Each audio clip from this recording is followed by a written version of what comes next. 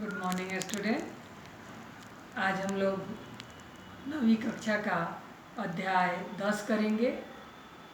ललद्यत द्वारा लिखे बाघ। इसमें जो है हम लोग बाघ का पहला पढ़ेंगे और उसका अर्थ जानेंगे। पहला बाघ पढ़ेंगे और अर्थ जानेंगे। पहला है, रस्सी कच्चे धागे की खींच रही मैं नाव, जाने कब सुन मेरी पुकार, करे देव भव सागर पार। यहाँ पे कवित्री कहती है कि यह जो शरीर है उसे वह कच्चे धागे से बना है। यानी कहने का अर्थ है कि यह शरीर कच्चा धागा है और यह जो शरीर रूपी नाव है इसको व्यक्ति खींचता है, यानी खींच रहा है। वह स्वयं के बारे में कह रही है कि यह जो जीवन है वह कच्चे धागे से बना हुआ है और इस जीवन को यह नाव रूपी शरीर खींच रहा है। जाने कब सुन मेरी पुकार, यानी ना जाने कब ईश्वर मेरी पुकार को सुनेंगे और करे देव भव सागर पार, और ईश्वर इस शरीर को इस धरती से, मृत्युलोक से मुक्ति देंगे और हमें वैकुंठ को जाने की अनुमति देंगे।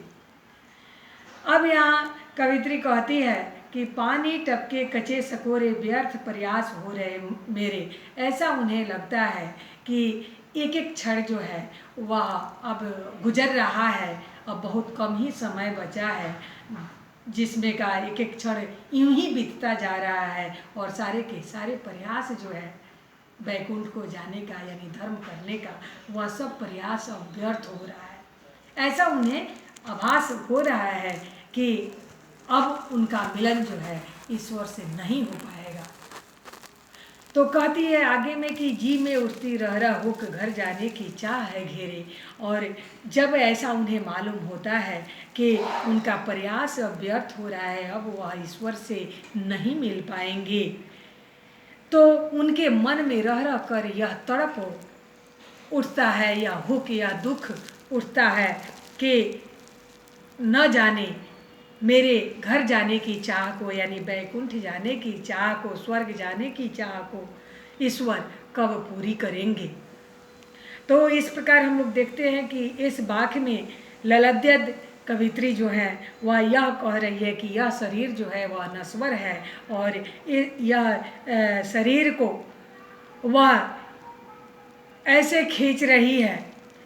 उनके मन में जो ईश्वर मिलन की इच्छा है वह न जाने कब पूरी होगी। ईश्वर इस शरीर से, इस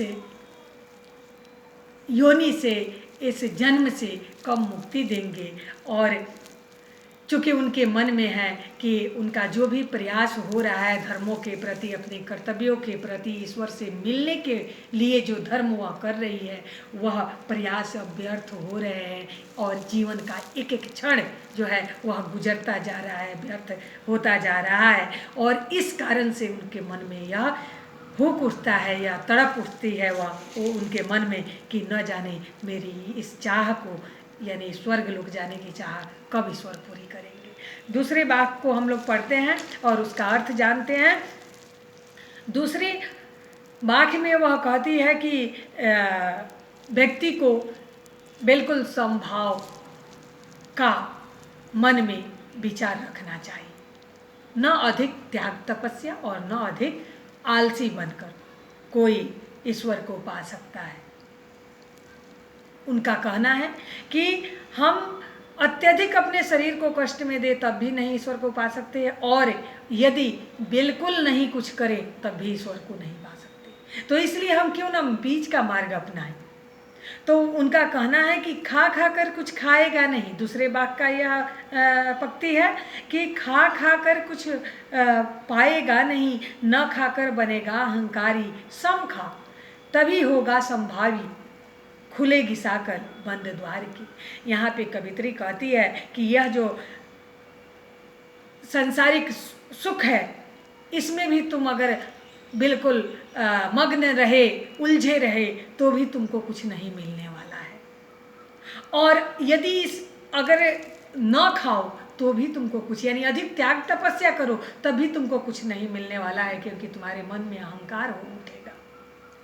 तो इसलिए वह कहती है कि संभावी बनो, यानी इसके बीच का मार्ग अपनाओ, न आलसी, न अधर्मी और न अधिक त्यागी तपस्वी, बीच का मार्ग अपनाओ, तभी जाकर तुम संभावी बनोगे। यानी वह विचार तुम्हारे मन में आएगा, बराबर का विचार, समान विचार जो तुम्हारे मन में आएगा, वही विचार जो है, यानी समान विचार जो है तुम्हारे मन की, ईश्वर से मिलने के लिए द्वार को खोलेंगे। बंद द्वार जो है ईश्वर से मिलने की, जो रुकावटें हमारे रास्ते में हैं, वह संभावी बनने पर भी ही वह रास्ते खुलेंगे और हमारा मिलन ईश्वर से होगा। तो इस प्रकार हम लोग इस वीडियो में 2 बाख किए, अगले 2 बाख और हैं, उसको अगले वीडियो में करेंगे। धन्यवाद।